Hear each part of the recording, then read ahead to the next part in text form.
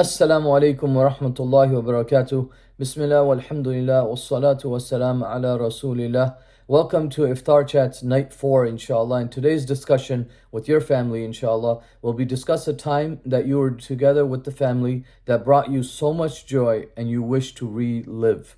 And I quoted an ayah and a hadith, and I'd like to go over those, inshallah, briefly with you. The ayah is in Surah Al-Furqan, ayah number 74. Allah subhanahu wa ta'ala, in the last passage of Surah Al-Furqan, He's talking about the qualities of Ibadur Rahman, the true servants of the merciful, you could say, or the slaves of the merciful. And He mentions this ayah, that they are the ones who make this dua. And so I suggest and encourage all of us to memorize this dua, as it's a beautiful dua for our wives and our children, inshallah. And it's one of the qualities of Ibadur Rahman. أعوذ بالله من الشيطان الرجيم والذين يقولون ربنا هب لنا من أزواجنا وذرياتنا قرة أعين وجعلنا للمتقين إماما.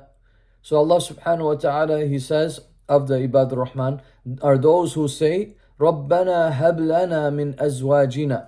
Oh Allah subhanahu wa ta'ala, grant us from among our wives, أزواجنا وذرياتنا, and from our children, قرة أعين, the coolness of the eye. You know, when we're really joyous, we're really happy, and hopefully when you're having the discussion, you'll remember a time that maybe it'll even bring some tears to your eyes.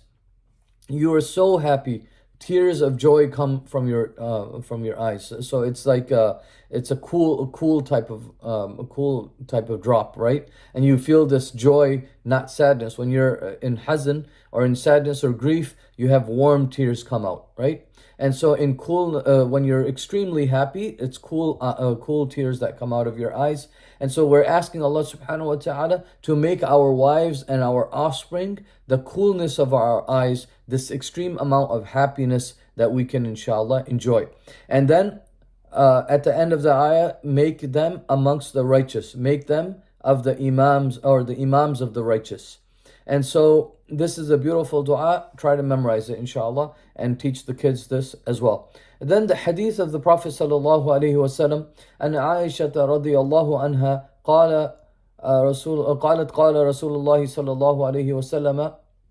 So the wife of the Prophet sallallahu alaihi wasallam, Aisha radiyallahu anha, narrates that she heard the Prophet sallallahu alaihi wasallam, or she heard the Prophet sallallahu alaihi wasallam say, خيركم خيركم لأهلي وأنا خيركم لأهلي وإذا مات صاحبكم فدعوه. So the Prophet sallallahu alaihi wasallam, he said, the best of you are the ones who are best among their families, or best with their families. And I am the best with my family. When your companion dies, then do not abuse him, right? Do not say negative things about them. And so we're learning that the person who is the best amongst us, inshallah, is the one who is really, really good with our families. Not just the one who recites the Quran or prays all night and, all of these different ibadat, but also the one who is righteous and good towards their family and takes care of them, inshallah, and is responsible towards them. So what are some ways, inshallah, we could recreate this or do these different activities that will bring joy to our lives and our families, inshallah? So some ideas. First of all, and it could be outside Ramadan or in Ramadan if you'd like, but plan family nights. And this is like dedicated time, no matter if people invite you or whatever, it's blocked off time, maybe 2-3 hours, and you're like, no, this is dedicated for my family only. And so you could have dinner together, you could have board games, you could have sock wars. We used to do it when the kids were a little bit younger. We would get thicker socks, right, to make it really a better and fly further, is that we would put socks together, roll them up, and then we would play, we'd make different teams and we'd play throughout the house and throw socks at each other, right? You could have a movie night on the trampoline. You could have a movie night in front of the fireplace, or set it up outside, and you could look at pictures from your family, inshallah, in front of the campfire. You could share stories jinn stories, right? In front of the campfire. If you have a good voice, like not like mine, right? So you could do nasheed and do different types of different, even like Islamic songs in front of the fireplace.